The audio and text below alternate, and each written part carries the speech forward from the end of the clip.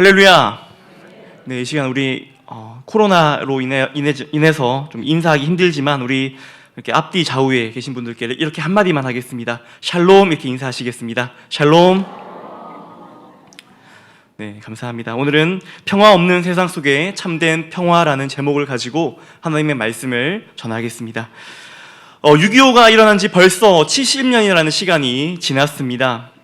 그래서 우리가 지금 현재를 살아가는 우리 젊은 층, 또 대다수의 사람들에게 물어보면은 우리가 평화로운 시대 속에서 살아간다라고 이야기를 많이 합니다. 실제로 역사학자들이 지금 우리가 살아가는 이 시대는 인류 역사상 가장 평화로운 시대라고 이야기합니다. 그런데 정말로 우리가 살아가는 이 시대가 평화로운 시대겠습니까? 우리가 사는 이 나라뿐만 아니라 우리 대한민국뿐만 아니라 지구 곳곳에 일어나는 뉴스를 잘 살펴보면은 우리가 어떻게 보면 평화와는 조금 거리가 멀다라는 것을 우리가 느낄 수가 있습니다. 요즘 아프가니스탄 뉴스를 한번 접해보셨습니까? 미군이 이 아프가니스탄을 떠나자 탈레반이라고 하는 근본주의 이슬람 테러 단체가 아프가니스탄을 점령했습니다. 아프가니스탄뿐만 아닙니다. 시리아, 하이티, 베네수엘라, 콩고, 소말리아, 리비아, 이라크 이런 나라들을 볼 때 이런 나라들은 지금 오늘 누가 죽어도 이상하지 않는 그런 나라들입니다. 우리가 상상할 수도 없는 그런 악들이 지금 이 나라에서는 자행되고 있습니다. 그렇다면 이런 나라들 말고 우리 대한민국을 살아가는, 우리나라에 살아가고 있는 여러분들에게 묻습니다. 여러분들은 지금 평화로우십니까? 물론 이 평화를 어떻게 보느냐에 따라 조금 다를 수 있습니다. 하지만 우리는 지금 코로나19로 인해서 또 경제적인 어려움들로 인해서 또 우리에게 많이 닥쳐진 문제들로 인해서 우리는 전쟁과 같은 삶을 살고 있다라고 생각됩니다. 나에게 주어진 그런 문제들로 인해서 우리는 하루하루 전쟁과 같이 힘겨워하고 있습니다. 지금 우리가 살아가는 이 세상이 평화롭다, 화평하다 하지만 실상은 평화와는 거리가 멀다라는 사실입니다. 그렇다면은 우리가 이 평화롭지 못한 세상에서 우리는 어떻게 해야 되겠습니까? 성경은 무엇이라고 우리에게 말씀하고 있습니까? 오늘 이 말씀을 통해 참된 평화가 무엇인지를 깨달으시며 또 그 평안을 누리시는 우리 모든 진교교회 성도님들 되시기를 주님의 이름으로 축복합니다. 우리가 오늘 읽은 이 본문은 요한복음 14장이죠. 이 14장은 너희는 마음에 근심하지 말라라는 말씀으로 시작해서 나의 평안을 너희에게 주노라라는 말씀으로 끝이 납니다. 특별히 나의 평안을 너희에게 주노라라고 하신 오늘 이 말씀은 예수님께서 십자가에 달리시기 그 전날 밤에 제자들에게 하신 말씀입니다. 예수님이 십자가에 달리시기 전날에 무슨 일이 있었습니까? 가룟 유다는 예수님을 은 30에 팔아 넘겼죠. 그리고 종교 지도자들은 예수님을 사로잡을 그 계획을 아주 치밀하게 짜고 있었습니다. 지금 이런 상황 속에서 이 모든 것을 예수님은 다 알고 계셨습니다. 그 예수님께서 지금 제자들에게 도리어 내가 너희에게 평안을 주노라라고 약속하고 계신 것입니다. 그렇다면 이제 앞으로 무슨 일이 벌어지겠습니까? 예수님께서는 이제는 붙잡히시고 모진 고문을 당하시게 될 것입니다. 그리고 십자가에 못 박히게 될 것입니다. 이 사실을 제자들은 눈으로 볼 것이요 또 귀로 들을 것입니다. 또 그 예수의 잔당을 잡아들이라는 체포령을 받아서 그들 역시도, 그 제자들 역시도 언제 죽을지 모르는 그런 상황에 처하게 될 것입니다. 이런 상황 속에서 이 제자들에게 가장 필요한 것이 무엇이겠습니까? 제자들에게는 바로 이 평안이 가장 필요합니다. 사랑하는 성도 여러분, 이 평안이 오늘날 이 시대를 살아가는 우리에게도 가장 필요한 것인 줄 믿습니다. 절대적인 평안이 우리에게도 역시 필요하다는 사실입니다. 예수님께서는 이 평안을 제자들뿐만 아니라 오늘날 이 시대를 살고 있는 우리에게 역시 주시겠다라고 약속하셨는데 여러분들은 이 평안을 오늘 소유하고 계십니까? 오늘도 이 평안 가운데 있으십니까? 이 평안을 소유하기 앞서서 성경이 말하고 있는 이 평안이 정말로 무엇인지 우리는 정확하게 알 필요가 있습니다. 이 평안은 어떤 평안입니까? 주님은 이 평안이 세상이 주는 평안과는 완전히 다른 것이라고 말씀합니다. 주님께서 주시는 평안은 세상에서 줄 수 있는 그런 평안이 아니라고 말합니다. 세상이 주는 평안은 진정한 평안이 아니라는 말씀이죠. 세상이 주는 평안은 어떠한 조건이 갖춰졌을 때 우리에게 오는 것입니다. 경제적인 안정을 얻었을 때 오는 평안입니다. 질병이나 사고가 없을 때 평안하다라고 이야기합니다.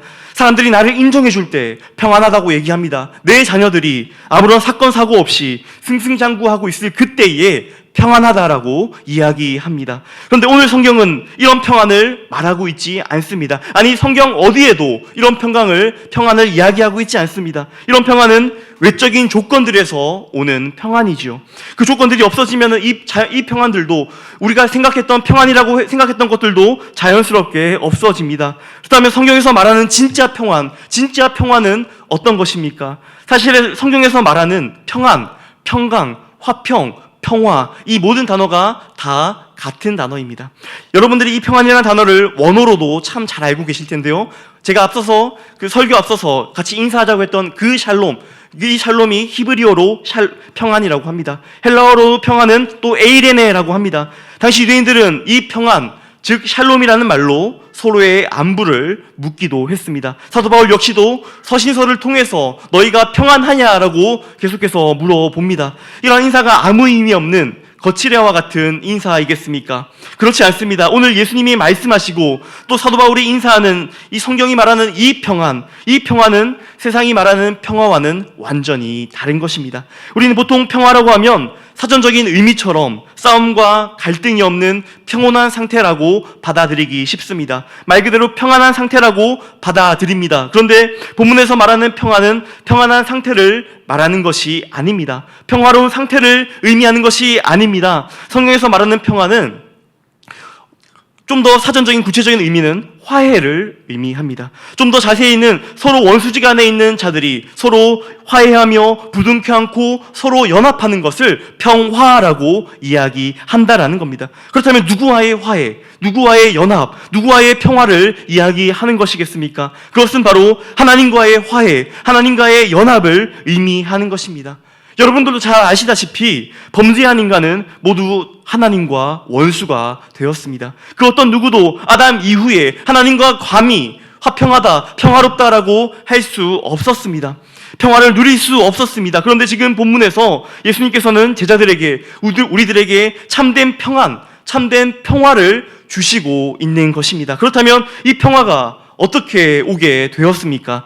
그 해답은 이 말씀을 누가 우리에게 하시는지를 잘 살펴보면 됩니다. 오늘 이 평안을 너희에게 주노라라고 말씀하신 분이 바로 누구십니까? 바로 예수님이십니다. 이 평안은 예수님으로부터 오게 되었습니다. 그 예수님이 지금 붙잡혀서 십자가에 달리시기 전에 제자들에게 가장 하고 싶은 말, 어찌 보면 유언과도 같은 말을 남기시는데 지금 그 말이 바로 내가 너희에게 평안을 주노라라는 그 말씀인 것입니다. 그리고 이 말씀을 받은 제자들은 처음에는 이 평안을 제대로 누리지 못했습니다. 평안을 누리는 일에 실패했습니다. 그러나 곧 그들은 참된 평안을 누렸고요. 그 평안 가운데 살면서 담대한 복음 전파자가, 복음 전도자가 되었습니다. 그런데 이 평화가 진짜 평화만 있는 것이 아닙니다. 우리는 이것을 잘 살펴봐야 합니다. 우리가 평화롭다, 평안하다 할 때 진짜 평화가 있고 거짓 평화가 있다라는 사실입니다. 예레미야서 14장 14절 말씀 같이 읽도록 하겠습니다. 시작. 이에 내가 말하되 슬프도소이다 주 여호와여 보시옵소서. 선지자들이 그들에게 이르기를 너희가 칼을 보지 아니하겠고 기근은 너희에게 이르지 아니할 것이라. 내가 이곳에서 너희에게 확실한 평강을 주리라 하나이다. 여호와께서 내게 이르시되 선지자들이 내 이름으로 거짓 예언을 하도다. 나는 그들을 보내지 아니하였고 그들에게 명령하거나 이르지 아니하였거늘 그들이 거짓 계시와 점술과 헛된 것과 자기 마음의 거짓으로 너에게 예언하는도다. 지금 여기서 말하는 평화가 무엇입니까? 지금 이스라엘이 계속해서 하나님께 범죄하고 있습니다. 그런데 거짓 선지자들이 지금 이스라엘 백성들에게 무엇이라 말합니까? 너희가 성전에서 제사를 잘 지내고 있고 여호와를 섬기는 그 종교 행위를 잘 하고 있으니까 하나님이 너희에게 평화를 주실 거야 라고 전하고 있는 것입니다. 그런데 14절 말씀에 보니까 하나님이 나는 그런 자들을 너희에게 보낸 적이 없다라고 분명히 말씀하십니다. 거짓 선지자들은 내 이름으로 거짓 예언을 한다라고 말씀하십니다. 여전히 범죄하고 있고 여전히 우상과 하나님을 동시에 섬기고 있는 자들이 그 하나님께 제사를 잘 지내고 또 종교 행위를 잘 하니까 거짓 선지자들이 지금 너희는 평안하다, 평안하다, 평안하다라고 지금 위로하고 있는 것입니다. 신약에서도 마찬가지이죠. 바리새인들 역시도 그들이 율법을 잘 지키고 있으니까 메시아가 오면 자기들을 칭찬해주고 또 자기만을 구원해 줄 것이라고 착각했습니다. 그리고 그것들을 가르쳤습니다. 지금은 또 어떻습니까? 알미니안주의를 비롯해서 여러 교단들이 인간의 행위와 인간의 노력들로 인해서 평안이 올 수도 있다라고 이야기하고 있습니다. 인간의 의지와 인간의 힘으로 평화를 이룰 수 있다라고 이야기합니다. 그런데 참된 평화는 인간의 그 어떤 행위로도 올 수가 없습니다.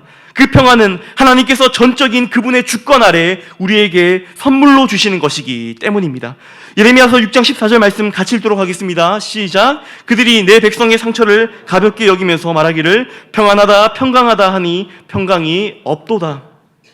기적도 일으키고 병도 낫게 하는데 하나님은 그 평강이 아니라고 말씀하고 있습니다. 또 가짜들은 거짓 평강을 얘기합니다. 거짓 평강을 얘기합니다. 병이 낫고 환경이 좋아지고 생활이 윤택해지는 것이 평안이라고 이야기합니다. 그러나 하나님이 주시는 평안은 그런 평안이 아니라는 사실입니다. 오늘날도 그런 거짓 평안을 외치는 자들이 우리 주변에 얼마나 많이 있습니까? 예수를 믿으면 축복을 받고, 예수를 믿으면 소원이 이루어지고, 예수를 믿으면 내가 원하는 그 모든 것들이 만사형통하게 이루어진다는 그런 요술램프를 지는 알라딘과 같은 그런 평안을 외치는 자들이 얼마나 많이 있습니까? 그런데 성경이 말하는 평안은 그런 평안이 아닙니다. 오히려 그러한 축복이 내게 아무것도 주어져 있지 않다 할지라도 사라지지 않는 그 하늘의 그 어떤 것, 그것이 바로 평안이라고 부르는 것입니다. 예수님께서 오늘 본문 말씀을 통해서 그뿐만 아니라 성경 곳곳에서 계속해서 이 평안에 대해서 말씀하고 계십니다. 누가복음 12장 51절에서 53절까지 말씀 같이 읽도록 하겠습니다. 시작. 내가 너에게 이르노니 아니라 도리어 분쟁하게 하려 함이로라. 이후부터 5사람이 있어 분쟁하되 셋이 둘과 둘이 셋과 하리니 아버지가 아들과 아들이 아버지와 어머니가 딸과 딸이 어머니와 시어머니가 며느리와 며느리가 시어머니와 분쟁하리라 하시니라. 이 말씀을 얼핏 읽으면 이 말씀이 오늘 우리가 읽은 본문 말씀과 모순되는 것처럼 보입니다. 상충되는 것처럼 보입니다. 오늘 말씀에는 평안을 너희에게 주노라 라고 말씀했는데 방금 읽은 이 누가복음 12장 말씀에 보니까 너희에게 화평을 주러 온 것이 아니다라고 말씀하고 계시죠. 그렇다면 이 두 말씀이 모순되는 말씀입니까? 하나님 말씀이 두 말씀을 하고 있는 겁니까? 그렇지 않습니다. 예수님은 이 말씀을 통해서 의도적으로 세상이 말하는 평화와 예수님이 주시고자 하는 그 평화가 다르다는 것을 보여주고 계시는 것입니다.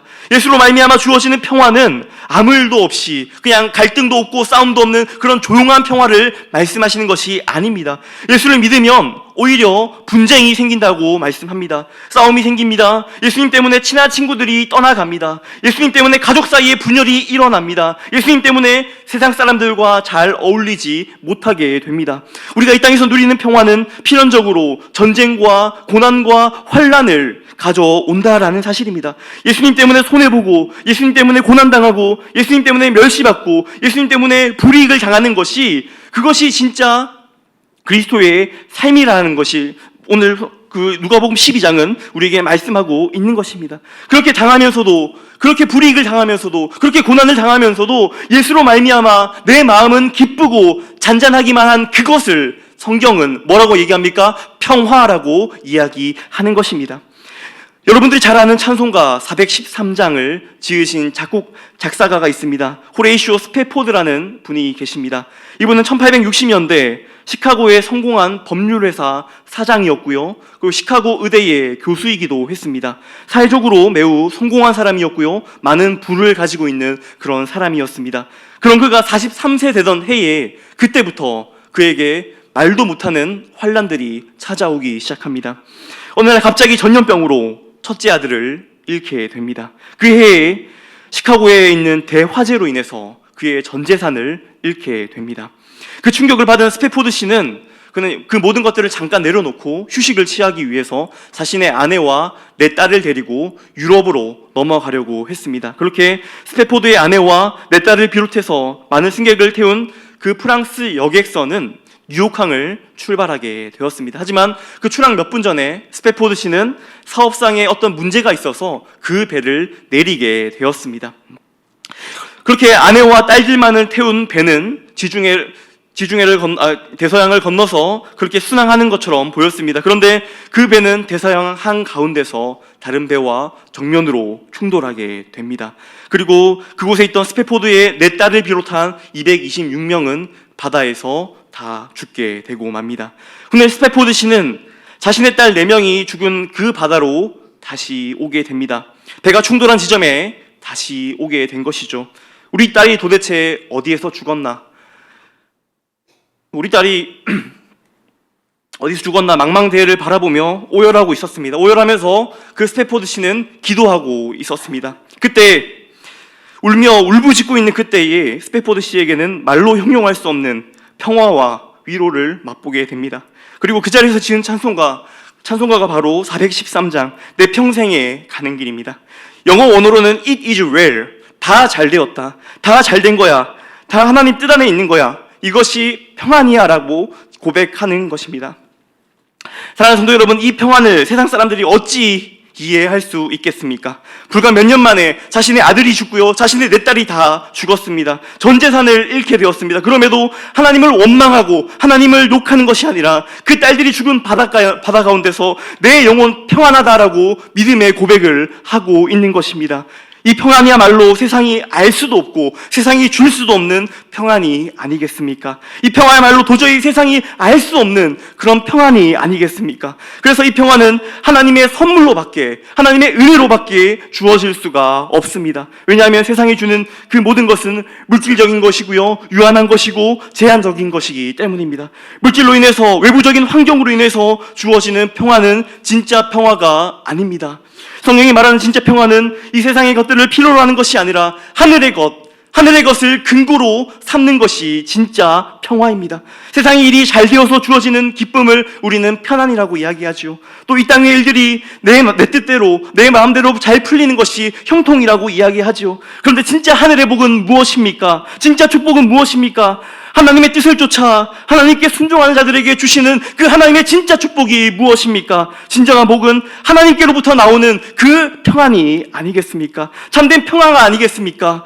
그렇게 세상에서 불이익을 당하면서 또 고난을 당하면서 환난을 당하면서 하나님께로부터 기쁨이 충만할 때, 오직 하나님만으로 인해서 내 마음이 요동치 않고 잔잔할 그때에 그것을 성경은 평화라고 이야기하는 것입니다. 사랑하는 성도 여러분, 여러분들 가운데는 이 평화가 주어져 있습니까? 세상이 흉내낼 수도 없는 그런 평강을 우리는 소유하고 있습니까?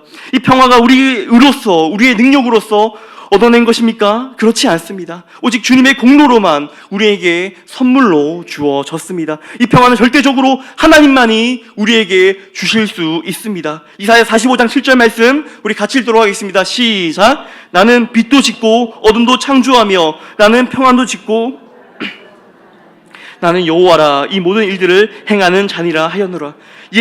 이 성경은 뭐라고 증언하고 있습니까? 이 평안은 오직 하나님만 만드시고 하나님만 우리에게 주실 수 있다라고 이야기합니다. 그렇게 죄인들은 평화를 이야기하는 것이 말도 안 되는 일입니다. 죄인들이 하나님과 평화를 이야기할 수가 없습니다. 그런데 죄인들에게 우리 하나님께서는 너무나 좋으신 분이시기에 우리에게 이 평화를 주시고자 하십니다. 죄인들에게 참된 평화를 허락하셨다라는 말입니다. 이것이야말로 참된 복음이 아니겠습니까? 도대체 평화라고는 찾아볼 수 없는 불안과 제약으로 가득한 우리 인생 가운데 하나님께서는 오래전부터 이 평화를 우리에게 주시고자 계획하셨습니다. 그 말씀이 어디에 있습니까? 이사야 9장 6절 7절 말씀 우리 같이 읽도록 하겠습니다. 시작. 이는 한 아기가 우리에게서 낳고 한 아들을 우리에게 주신 바 되었는데 그의 어깨에는 정사를 메었고 그의 이름은 기묘자라 모사라 전능하신 하나님이라 영존하시는 아버지라 평강의 왕이라 할 것임이라. 그의 정서와 평강의 더함이 무궁하며. 아멘. 그 한 아기가 태어났는데 그 아기의 이름이 무엇이라 말합니까? 평강의 왕이라고 이야기합니다.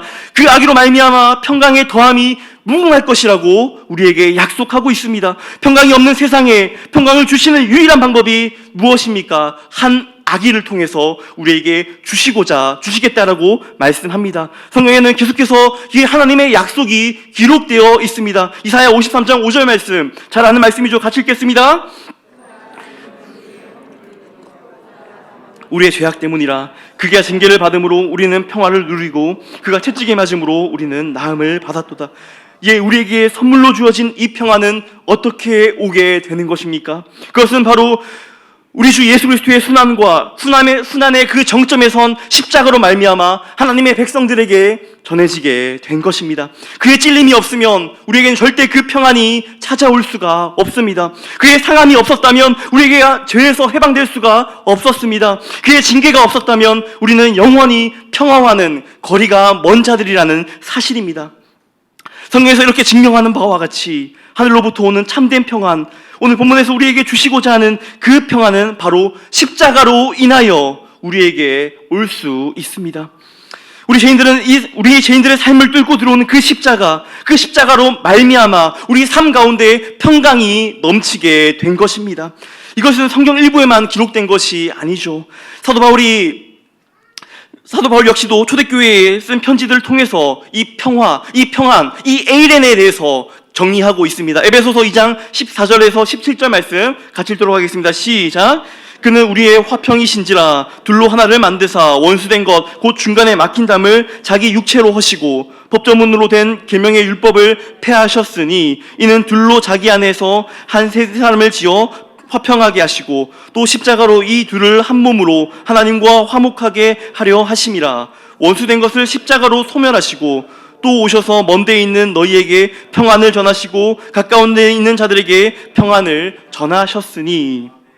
방금 우리가 읽은 이 성경은 에베소서입니다. 에베소서는 여러분들이 잘 아시는 대로 옥중서신입니다. 감옥에서 썼습니다. 그런데 그 더럽고 불편한 감옥에서 사도 바울은 바로 무엇이 넘쳤습니까? 평안이 넘쳤습니다. 그래서 에베소 성도들에게 감옥에 있는 바울이 자신이 누리고 있는 그 평안에 대해서 너희도 나와 같이 이 평안을 누리기를 원한다라고 말씀하는 것입니다. 감옥에서 누리는 평안, 여러분들은 이해가 되십니까? 언제 죽을지 모르는 그 고대의 감옥 속에서 바울은 평안했습니다. 사랑하는 성도 여러분, 오늘 본문에서 예수님은 제자들에게 또 우리들에게 평안을 주시고자 하십니다. 과연 우리는 이 평안을 소유하고 있습니까? 여러분들은 진짜 평안을 누리고 계십니까? 하나님과의 그 화평을 누리고 계십니까? 그 어떤 상황 속에서 주님만으로 평강을 누리고 계십니까? 이제 정말 우리가 살아가는 이 시대는 마지막 때입니다. 어떤 기상천외한 일들이 우리를 괴롭힐지 모릅니다. 그 어떤 고난과 그 어떤 환난들이 우리를 억압할지 모릅니다. 코로나만 해도 이렇게 힘이 든데 우리가 살아가는데 얼마나 이 코로나로 인해서 불편하고 힘이 듭니까? 그보다 더한 것들이 이제는 나타날 것입니다. 언제 교회의 문을 닫을지 모릅니다. 언제 우리 믿는 자들을 더 핍박할지 모릅니다. 믿는 자로서 살아가는 것이 더욱더 힘들어지는 시대가 올 것입니다. 믿음 지키기가 갈수록 버거워지는 시대가 올 것입니다. 어떻게 이렇게 확신하냐고요? 이 모든 것이 성경에 예언되어 있기 때문입니다. 그런데 우리가 낙심하지 않을 이유가 있습니다. 그것이 무엇입니까? 우리에게 가장 큰 위로가 되는 것이 있습니다. 그것이 무엇입니까? 그것은 바로 예수님께서 우리에게 평안을 선물로 주셨다라는 사실입니다. 예수님이 십자가에서 살찢고 피 흘리시면서 우리에게 참된 평화를 주셨다라는 사실입니다. 우리는 그 평화를 소유하고 있기 때문에, 그 평안을 우리는 가진 자들이기 때문에 우리에게 그 어떤 환난과 고난과 시험과 핍박이 와도 우리는 끄덕없는 줄 믿습니다. 우리는 그 모든 환난 가운데서, 고통 가운데서 이겨낼 줄 믿습니다. 여러분들은 이 사실을 믿으십니까?